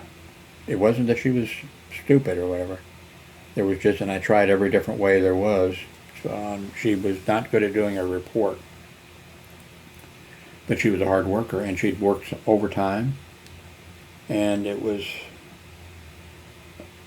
her husband's birthday. I forget what it was, and I said, okay, you got, that you're scheduled, you're scheduled off for that day. You got your schedule off. I guess it was that day or something. I forget. Can't remember now. A long time. And so I walked back to Mr. Ross's office. I said, Mr. Ross, the weather looks, great. I don't think we're going to have it. No, on the weather I heard, I don't know. I think he might have had the wrong. Well, I don't think we had internet. Did we have internet then? I don't know how he came up with that. It never snowed, never rained. It did that day. Didn't do anything. Not the first time he did something like that. But I went back and I said, well, the only one off is so-and-so, and it's her birthday, and she worked overtime several days for us and whatever, and he said, call her in. And I said, but Mr. Ross, it's her birthday, and call her in, this is, and she was the only one, so I went and called her. Okay, she'd been there less than 90 days.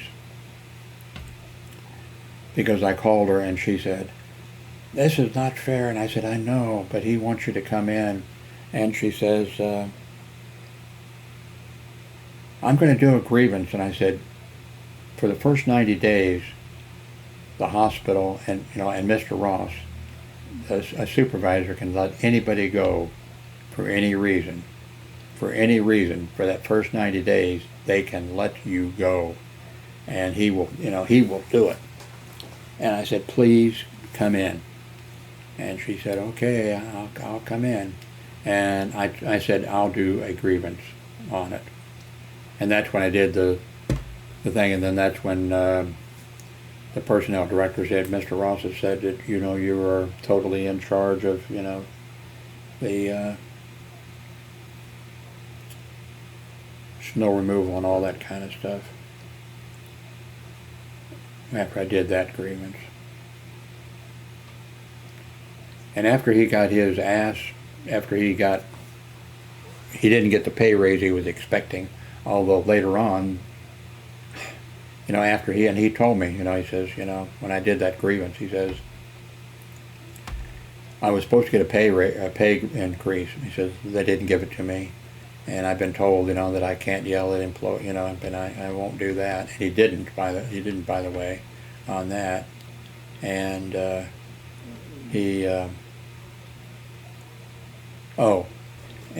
that's when I had written up, and then I personally, when I went for that grievance to the assistant administrator, I went in and I just started talking for an hour. You wouldn't believe it, I could talk. I've only talked here for an hour and 40 minutes. I just started talking when I went through everything. You know, I had a paper. I'd already been turned in, the grievance. But I just talked, and I brought up, I brought up things. And then I said, "Why?" I said, I guess that's it. I'm sorry to, you have to take up your time." And he said, "No, Jim, that's okay." And I said, uh, "Mr. Dickinson," I said, "Oh," then Mr. Dickinson said, "Okay," he says, "the problem is Mr. Ross doesn't know," 2 or 3 sentences, he said, "Mr. Ross doesn't know how," and he says, "I'm going to take care of that. He doesn't know how to deal with people, he doesn't know this, and he doesn't know that." 2 or 3 sentences. And I said, "Mr. Dickinson," I said, "I'm sorry that I took up an hour of your time." I said, "That's why you're a hospital administrator and I'm a security guard." I said, "You have summed everything up in 3 or 4 sentences." And he says, "I'm going to take care of it, Jim, and no retaliation will be allowed, against you." And everything. So then Mr. Ross I kind of felt sorry for him in a way, because the hospital assistant administrator called down Mr. Ross's secretary, and she went down, and she came back, and she didn't say too much, but it was made clear to me by her that she let uh, the hospital assistant administrator know what the situation was for all of us. I was kind of surprised about that, and I kind of hated to have her get involved, in the thing. But then I'm not sure if it was that day or I think it was that day, maybe the next day. Mr. Ross comes up, got called to administration, and I was up in the security office, and he comes up and he says, "Oh, Jim," he says, "I was just down there on the grievance that you did," and he says, "Mr. Dickinson, told me that I was never to yell or scream at anybody or else," and he says, "I won't." And actually he didn't after that. I'm surprised. That was one thing he was able to find to do. And then he says, "You'll be taking care of all the everything have to do with snow removal. You'll be taking care of that." And he says, and he says, "But assistant hospital administrator," he says, "he told me that I'm too important to be out there doing snow removal and such and such, whatever, having to do with snow removal. And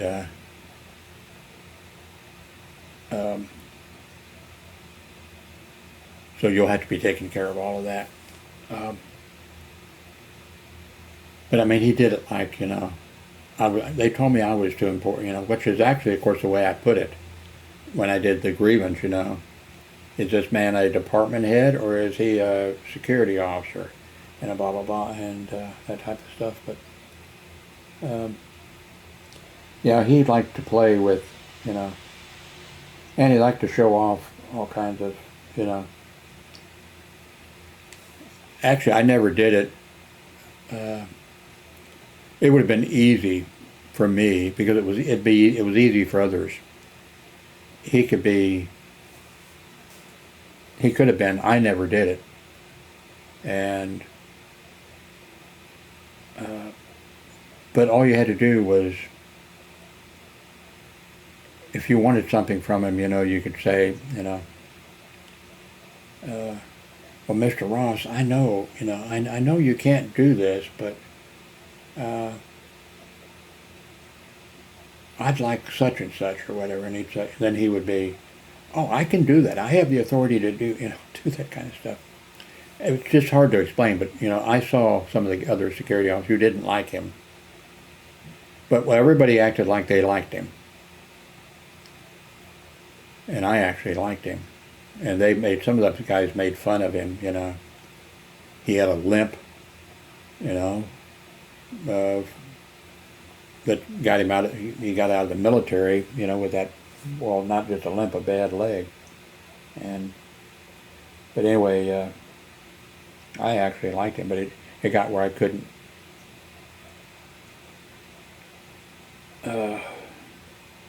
Anyway. Oh,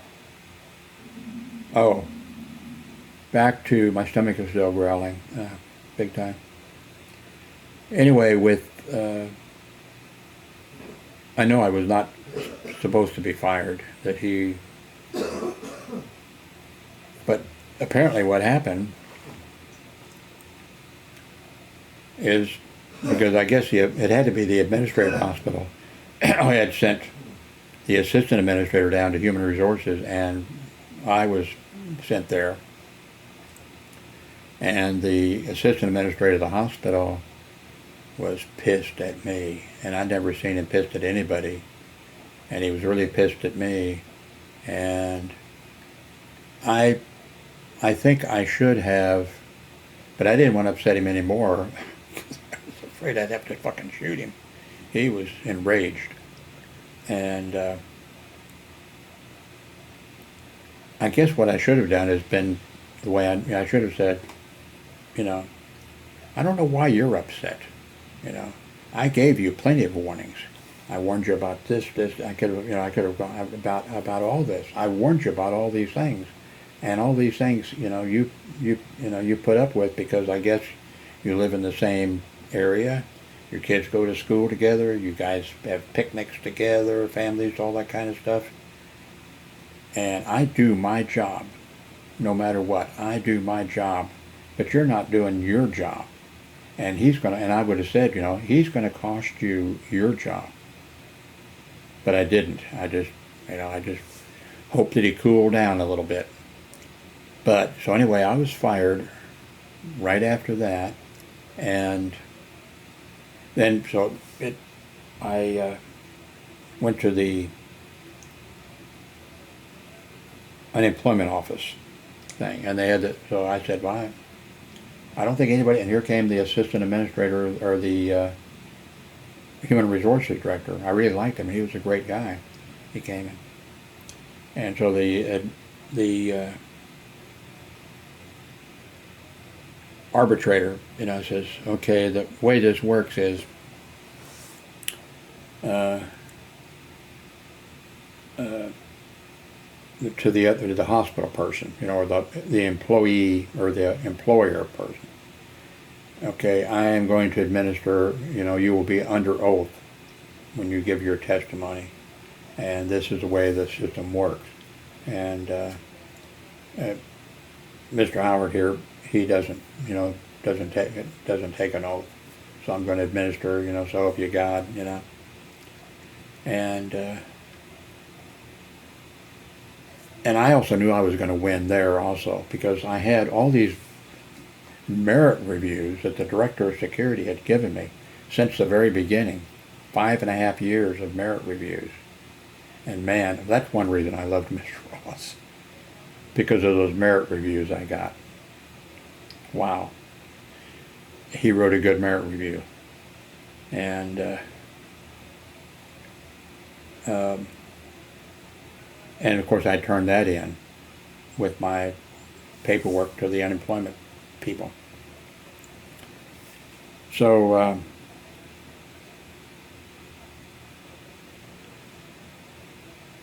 why was asked the hospital human resources, why was Jim fired? Or why was Mr. Howard fired? Well, I couldn't believe this. Well, he objected to a party that was given for the director of security, and the administrator, the employment. What did you just say? Well, he objected. You see, the hospital declared supervisors, appreciation day, and employees were encouraged to, show their appreciation to their boss, and whatever. And the unemployment office guy goes, did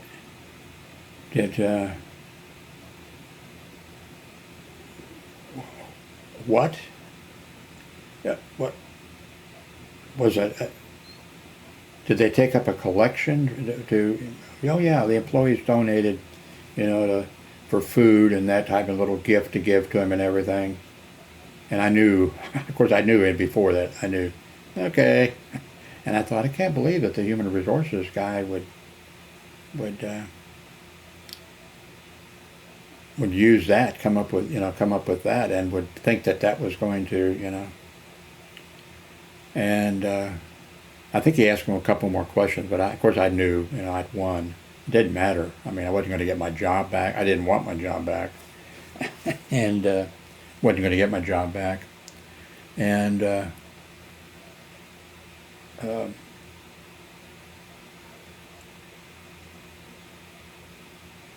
so then he was under oath, and then do you want to ask him any questions? And then I said, then I was like, well, I'd watched too many Perry Mason TV shows where Perry Mason was a lawyer, And so I wish I had a videotape of that for YouTube. Oh, I was eloquent. It was it was wonderful for a few minutes, It was like,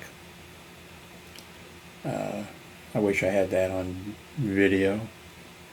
I said, can't remember his name now, the Human Resources Director. I think I mentioned it earlier, but I said, I forget how now I'm not eloquent, but, did I ever fail to perform any of my duties as a security officer? No, Jim, you always did your job. Did I ever fail to require the subordinates, the people who I was supervising, did I ever fail to require them to do their jobs properly? No, Jim, whatever. It doesn't sound great now, but that was wonderful. I would just love, if I had that now, I probably would, if I had that video of that, I would probably not be making this. I probably would be watching that and masturbating. That's how great it was. Anyway, of course, the unemployment people ruled that I was fired unfairly, And what's funny? Oh no, I did. Okay, so I was fired. Before that, when I was fired, the next day I called up the service employee. Okay, I was fired. This is before, a few days before, a week before, whatever, the unemployment office thing. Anyway, the next day I called up the Service Employees International Union, and I said, I just wanted to tip you off that this would be a really good time to send your people out and start picketing and passing out literatures at Trinity Lutheran Hospital, because, and then I explained why, that they had a new director of nurses, that she came in and required the nurses to wear their hats. The nurses had been getting by, and I don't blame them. I don't know if you know the nursing schools and things like that, they have they have like a capping thing or whatever, and so the nurses for different, some of them have, they have weird, and of course some of them just had little, but nurses hated those. I don't blame them. Well, I also hate hats. I just got this just to keep you from having to look at my ugly head, because I've always hated hats. I think my parents left me laying in the baby bed too long. It didn't move me or something. I don't know. But anyway, I said, they have a new director of nursing, and she's requiring all the nurses. She is to wear hats. She is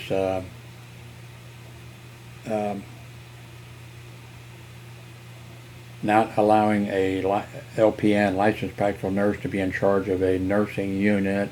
And some of these LPNs have been here for years and years, and they're getting word of the nursing aides, and some of them have been here for years and years. When a patient comes in, they these nursing aides that are, assisting up on these nursing units, they'll remember this person. Oh, yeah, you were in here with a gallbladder thing before. I took care of you. Whatever.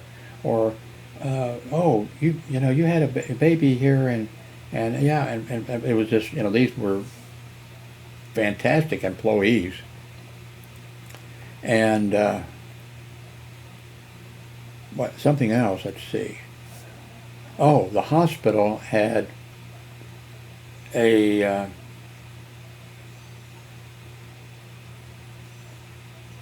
the way the pay scale went was you could get 0 to 7%. Now, of course, if somebody you had a merit review, and it was, checked off, like appearance, knowledge of your job, and all those kind of stuff, And each one you could get up to like a 7, You get a 0, that's really bad. If somebody got, or even 1 or 2, um, um, but and then the way it came out with the math was, and I think there might have been 7 categories or something. The way it came out with the math was, you could end up with a 7%.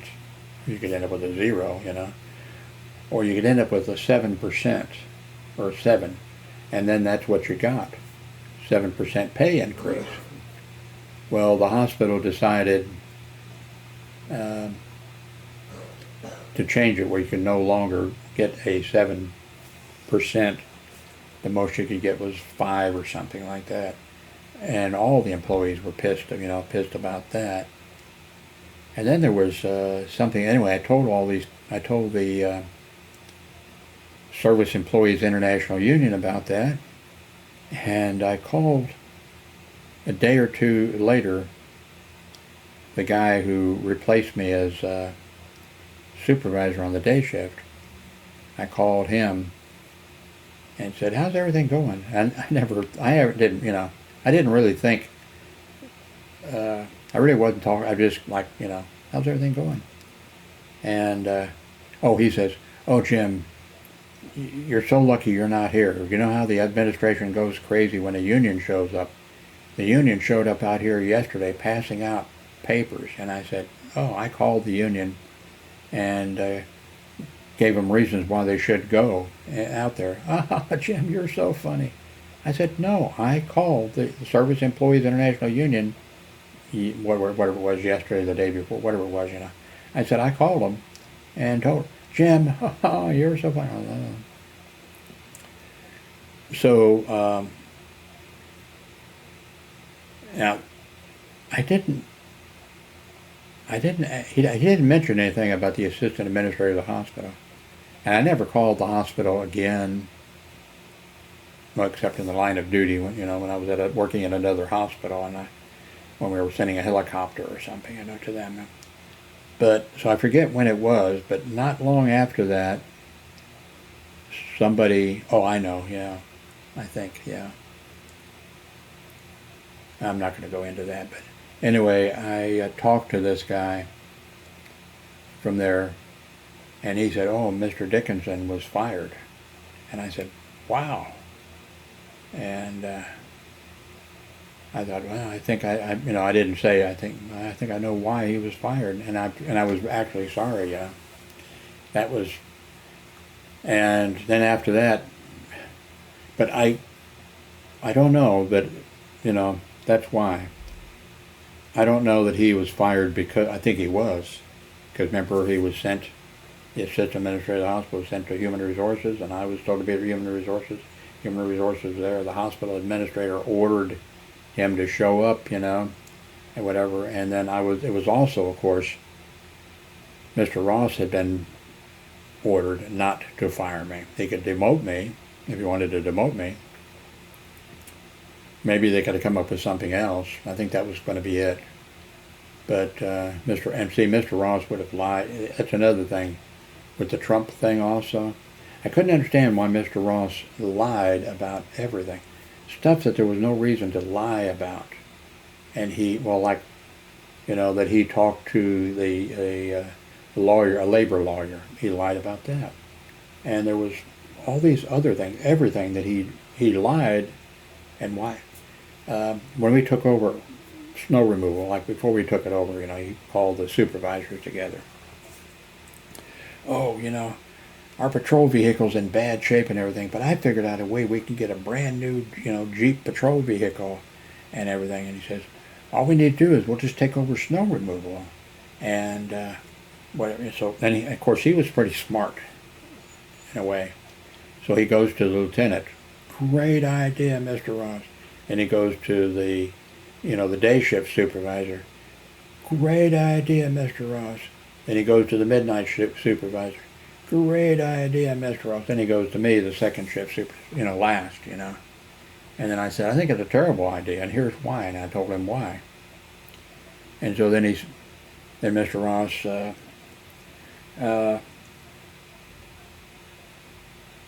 well, we'll be able to do, patrols, and we can do this because our vehicle and all that. And he went through a whole thing again, and then he goes again, to each one of the people, and then he comes to me, and I said, bad idea. I said, we shouldn't be doing it, but if we're going to be doing it, I said, then we should be paid extra for doing it. And so then, of course, he says, okay, don't tell anybody, Well, then I guess at some point he says, we're doing the snow removal. And it was like August or something, hotter than hell.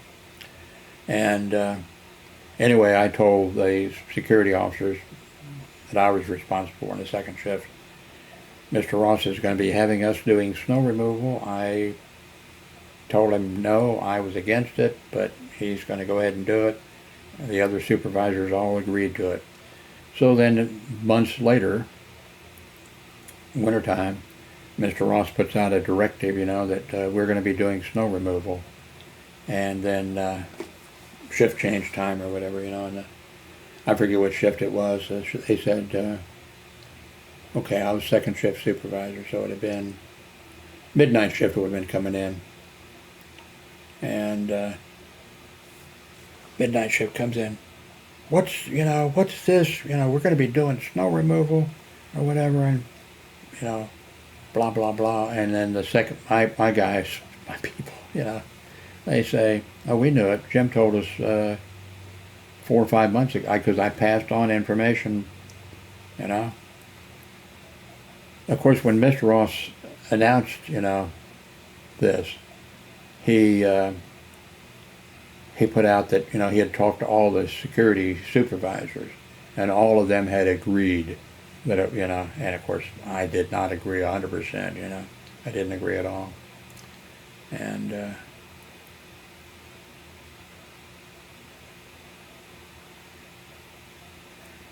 okay, 2 hours. I need to stop this. I think my stomach just gave up growling, I kind of thought like there's not much point in growling because he's not going to feed us. So anyway, thank you very much for watching.